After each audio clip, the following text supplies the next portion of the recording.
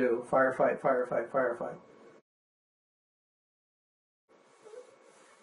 So I would say a good definition for lean is a strategy for operational excellence toward the mission of the company, toward the strategy of the company in the way that Jim Collins would talk about it, based on clearly defined values that engage people in continuously improving safety, morale, quality, cost, and productivity. And quality is from the customer's point of view. And that's a very broad definition as compared to a definition that says something like lean is eliminating waste, which gives you a picture of just taking away people and becoming more efficient rather than moving the whole organization forward toward excellence. In the Total Way to Continuous Improvement, Jim France and I came up with a general model that shows how the lean system should be operating ideally, and we began by building the model frame by frame. And first, we're starting with the current situation that exists in most organizations, which is that processes are isolated. We call them chimneys sometimes, and they're protected by inventory. The inventory could be a time buffer. The inventory could be a physical buffer of products, and I don't have to necessarily worry in the next hour about my customer, my direct customer. I need to do work, and perhaps once a week I can check how I'm doing, or I might wait till I get negative feedback. But in a lean system, you connect processes. Next slide. And, well, so this is just showing that there's many disconnected processes. And again, disconnected means if I'm connected to you, what I do in a short period of time, if I write code, you check the code, or you use the code as part of your part of the computer program. And we have small batches that are moving between people. When we have small batches of information or material moving between people, then what happens is that it becomes immediately apparent if there's a problem. If I am late, if what I produce is poor quality and doesn't work for you, I'm going to get feedback quickly based on small batches. If I'm working in my office and I have a deliverable by the end of the month, then I have a whole month before I'm going to figure out that I'm on the wrong track. So disconnected processes are kind of the enemy of lean, and that's why inventory is so focused on in manufacturing, because it buffers operations to the point where I lose sight of the customer. Next slide. So what we want to do is connect processes, and if we have buffers, which are almost always necessary, even if it's one part, we want those buffers to serve a purpose. That is, I don't want to be connected to you to the point where every time I stop, you have to stop, and everybody has to stop. So I need small buffers, particularly if I'm not operating in the same cycle time that you are. And what I want is those buffers to be as small as possible, and the more stable my process, the more predictable my output, the smaller that buffer has to be. The less variability in my process, the smaller I can make that buffer, and the more I could give you just in time what you need. Next slide. So we build this up, and as we get leaner, as we have a closer connection between steps in the process, then problems become apparent. As the slide says, the system itself demands improvement because we're going to shut down, and that's the purpose. The andon is to actually have pain. You shut down the line when there's a problem. You have very little inventory, so the welding process is welding, and cars are going directly to paint. And if I stop welding, the paint department might shut down in 15 minutes or half an hour. And therefore, there's pain if I either make an error in welding or the robot breaks down. So I need to continually work to address every problem that occurs because there's an impact, a visible impact, or I'm getting feedback from the next person who I'm serving if it's a knowledge work process. So the tighter the steps are linked, the more quickly problems surface. Now, if you're not stable, if you have too much variability, and you link processes too much. For example, you have too little inventory, you're going to have problems all the time. You're going to be shut down all the time, and then you can't in any way respond to the problems or even prioritize. So you need a larger buffer when you're unstable, and then as you get better and better, you shrink and shrink that buffer to get more closely connected to the customer. And then you need a way to prioritize, because there always are going to be deviations, and always are going to be problems. And so you need some system that assigns priority and asks, what are we going to work on today? What are we going to push off till tomorrow?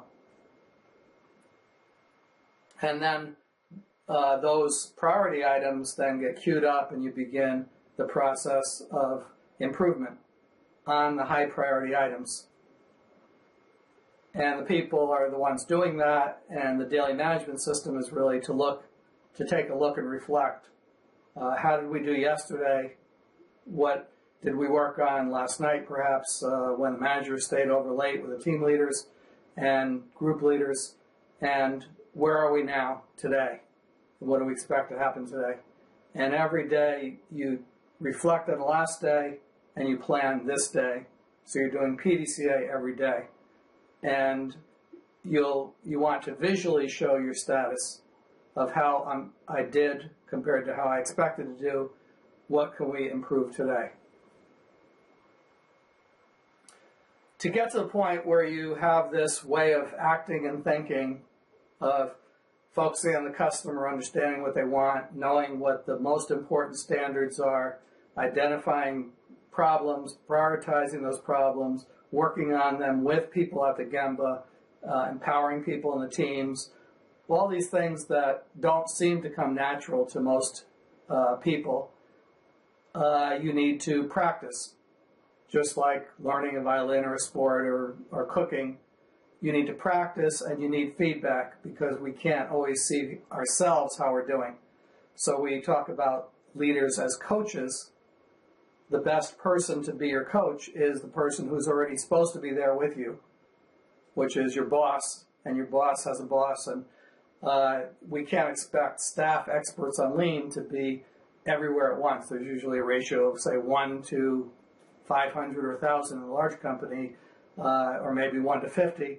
But there's just too many people to coach to expect our lean coaches to do it unless we have enormous lean coaching departments. So better to have the actual management hierarchy acting as the coaches, but they need the skill to do that. They need the skill to go to the Gemba, to see, to prioritize, to solve the problems, so that they can teach that skill to the people who who are reporting to them, who are actually learning from them. And to add anything that we start to get into the habit of doing that takes a high level of discipline, a high level of effort, is going to tend to degrade over time. Our bodies degrade over time unless we exercise, unless we work out, unless we consciously watch what we eat. And that takes effort. There's always temptation to eat that sweet, to skip today's workout. And there's temptation to skip the walk to the shop floor. And you've got a bunch of work to do on your computer. You've got a bunch of meetings. So this business of lean leadership is a never-ending battle. The framework for the book, which was developed in the 200 Way to Lean Leadership, is this 4-step model. And conceptually, it's quite simple. If you're going to be a leader, you have to be in control of yourself. You have to be driven internally, not by rewards and punishments and how others are checking you. So the first step is you have to commit to developing yourself to live the True North values, and recognizing that it requires repeated learning cycles over and over again, practicing these values, practicing this method of continuous improvement with a coach. So in Toyota's case, they select people not always because of technical ability, but more often because of openness to learning and learning ability. And they don't want to have to monitor people, particularly leaders. They want to pick the people to be leaders, and they usually pick the leaders from the workers, from the engineers, from the people who they can observe over a period of time inside the company. They pick those people that have the self-drive and want to develop themselves. Once you develop yourself to a certain point where you know some things that the people who report to you don't know, then you can start teaching those people. And your role can change from a hall monitor to a coach and teacher. And at that point, you need to look beyond yourself and be able to really grasp the situation from the point of view of other people, see the world through their eyes, see what their potential is even better than they do, and figure out how to help them step by step achieve their potential. When you have developed work groups with group leaders, team leaders, the team leader ratio, by the way, that Twitter considers ideal is about 5 to 8, and that's because the team leader is a coach and doing daily coaching, and they can only handle about that number of people if they're in a coaching role. And if you have group leaders and a good ratio of team leader coaches to people, then those teams become not self-managing, but relatively self-sufficient, and they can then they can do daily Kaizen, and then your job is to support them. And you'll do that more often by challenging them and asking questions and guiding them rather than telling them things. And you don't want to take over and do it for them. Just like if I'm a violin teacher, I don't want to take the violin away from the student and say, no, do it this way. The student can't learn just by watching me. The student has to do it themselves. And then finally, when you have this capability of all these people who are seeing problems and they can solve problems effectively using a strong process of improvement, now you want to align all that energy and toward common goals that are the challenging business goals that you know about because you're monitoring the environment and because you understand the bigger picture of the positioning of the company in the world compared to your competitors with changing customer needs. And that process is Hoshin-Kanri, which starts with a strategy, starts with understanding the environment, starts with setting goals for the company that are measurable, and then starting to break those goals down, working with people at every level to redefine the goals in terms that make sense for their process. What should sales be doing to support the vision? What should supply chain be doing to support the vision? What should human resources be doing? That's not apparent until you go through the thinking process of converting what the company needs as a whole to what each of those groups need to do to support that business plan so that it all adds up to the business plan. And that's a lengthy process called catchball. There's a lot of dialogue and give and take. In turn, it takes 3 months to develop the plan for the year, for the next year. And by that time, everybody has a set of objectives and an initial plan for approaching those objectives. And then they start the year and they go through a lot of PDCA loops. And while they're doing that, including the planning process of setting objectives, the leaders are developing themselves, they're coaching and developing others. This cycle is continually going on and strengthening. So with that, that's a summary of the foundation of the book. And then we have a few chapters on generic tools that every lean leader needs to master. One is is mastering visual management as it relates to identifying problems. And then the next chapter is, once you identify the problems, how do you solve the problems? And we talk about various methods like A3. We talk about the improvement kata, the work that Mike Rother's done. And then we launch into a chapter about self-development, one about coaching others, one about daily Kaizen, and one about Hoshin-Kanri. And then we give some examples of putting this all together. All right, Jeff, thank you very much. What I'm going to do is I'm going to ask Brian to come to the table and start rifling off some questions. And let's see if this works good, Brian. Brian, are you ready? Now, I could take you off mute, or you could do that, but after you ask the question, put yourself back on mute.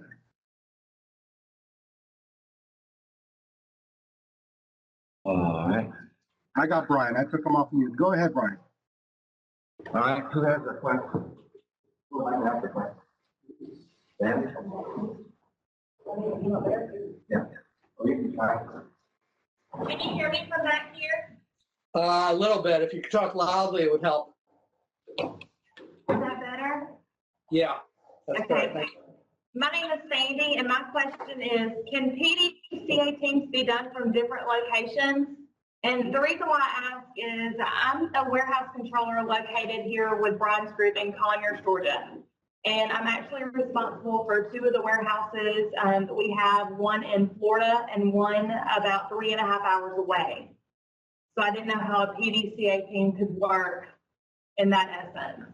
Okay, so first of all, the vision I gave you was, Toyota calls it True North, which is a direction. It's the direction you want to go, but that doesn't mean you can implement it like you can implement a software program. It means you have to work your way deliberately over time toward that direction. So I show the leadership model that we're moving through stages to support daily Kaizen. And once you have daily Kaizen, so let's just start with step one, self-development. If you're running two warehouses and they're 3.5 hours apart, you need to be very well developed. So you need to be really good when you visit the warehouse at being able happening and seeing gaps with that vision, both gaps in the physical, technical process of operating the warehouse and gaps in the people and the leaders.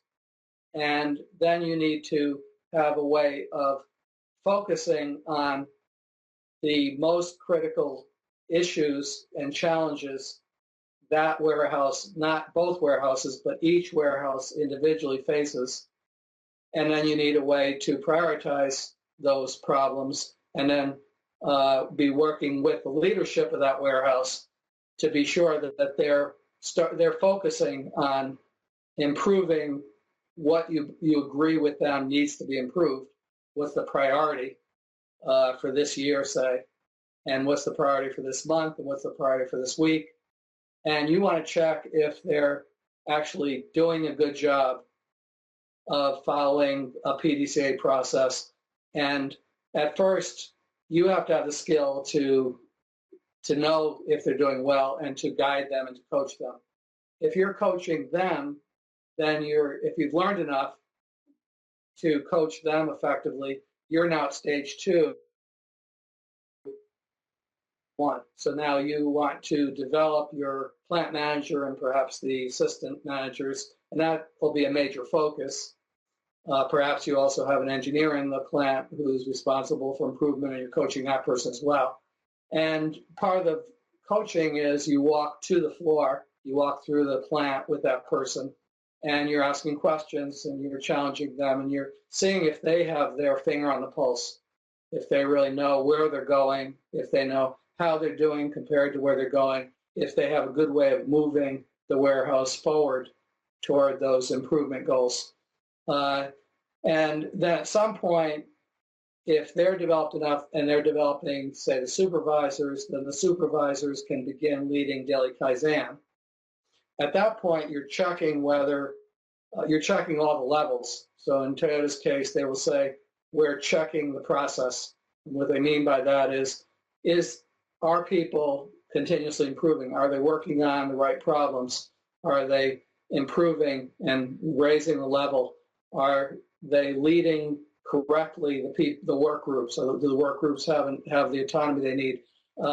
So they're checking processes that are already in place by stage 3, and they're just checking for deviations so they can give some advice. Why don't you try working on this? I see that you have a metric board, but there's a lot of extra metrics that I don't see you're working on. Maybe you should simplify the board. So making very specific suggestions, because at that point, the organization is fairly mature. So in other words, what you'll do for the two warehouses when you start out this journey will be different from what you do when the organization is fairly mature and they're capable in the warehouse of improving toward goals that you set with them. And at that point, you're checking and you're fine tuning. And also you're then in the Hoshin Kanri stage where you can now set goals with with the warehouse manager, with the confidence that the warehouse manager knows how to translate those into operational goals, knows how to lead daily improvement. And so it depends on where you are in the cycle. In the early stages, you have to spend more time in the warehouse, or you have to spend, if you're not even really expert at plan, do, check, act, at structured problem solving, at understanding basic tools like visual management, standard work, you have to learn those things because before you can teach others. So you have to actually do projects, maybe have a coach yourself and develop yourself. So it depends on where you are in this model, what you're going to be working on. The more evolved your organization is, the more evolved you are, the easier it is to handle multiple warehouses. Thank you, Jeff. Brian, you may have more questions. Go ahead.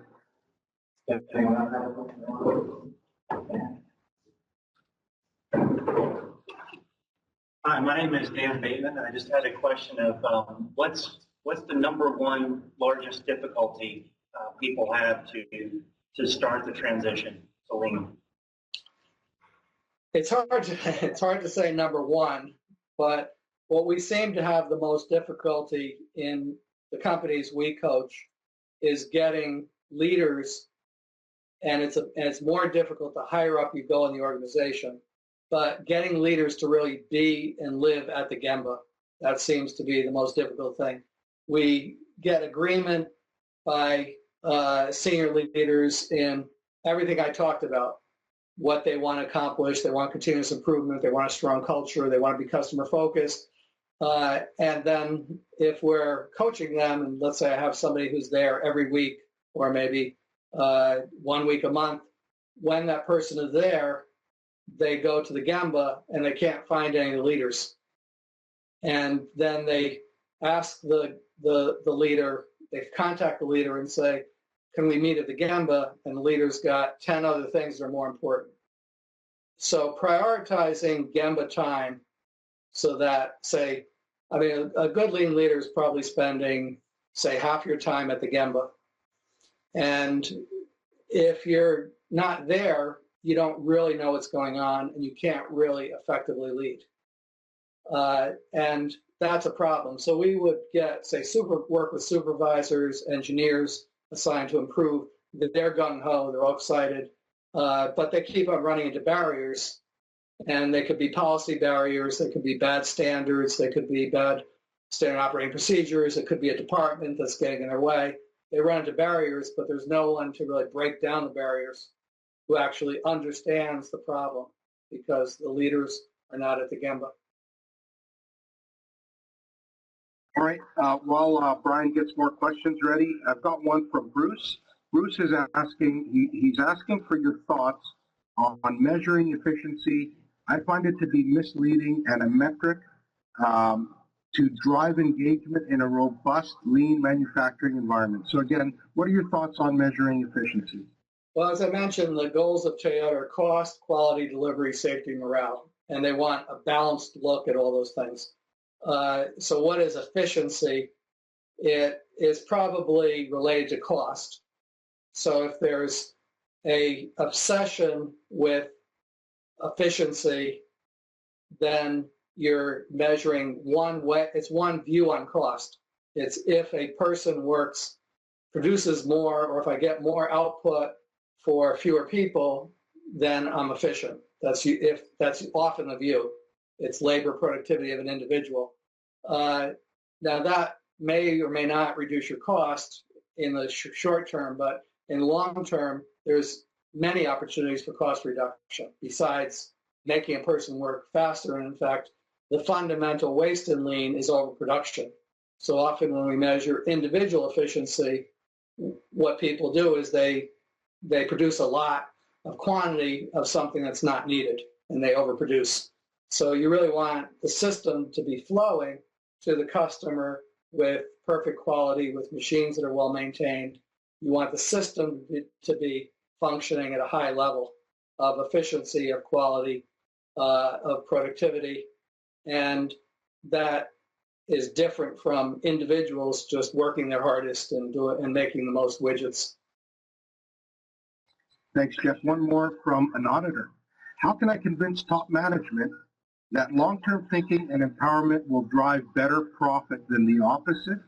And the name is Miriam. Well, first of all, as an auditor, you have a big advantage in that your business is measuring things and collecting data, and a lot of people don't have that skill. One of the things I've noticed is that when a plant embarks on lean, they often start in an area of the company. It could be one product line in one factory. It could be a whole factory, but there's some area where they are doing well. And that area is usually led by somebody who is a level 5 leader in Collins terms, or lean leader in my terms. And even though they're outperforming others, it's not noticed by top management because they're just a small part of the company. And top management also doesn't realize the reason this department or this product line is outperforming the rest is because of all the investments they're making in developing people, which are long-term investments. And the manager of that area is often protecting their people from senior management and sort of creating an island where they're creating a lean culture despite the rest of the company not being lean.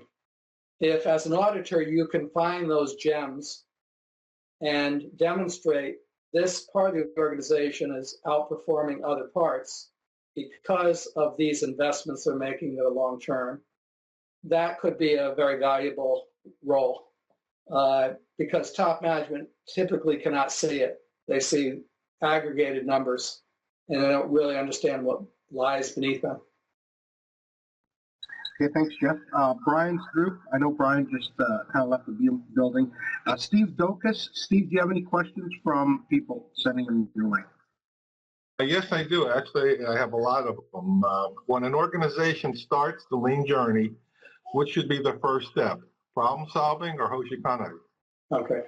I just had a discussion with Dave Meyer, one of my co-authors, and he said that whenever he asked, when he worked for Toyota, whenever he asked his sensei, his mentor, almost any question like that, what is the best way? He knew what the answer was. It was 100% of the time, it depends. There was they would never give him one best way. And the one best way idea comes from Frederick Taylor in scientific management and a deterministic thinking process. So there's no one best way. You have to understand the situation of that organization or that part of the organization. In general, Hoshin Kanri assumes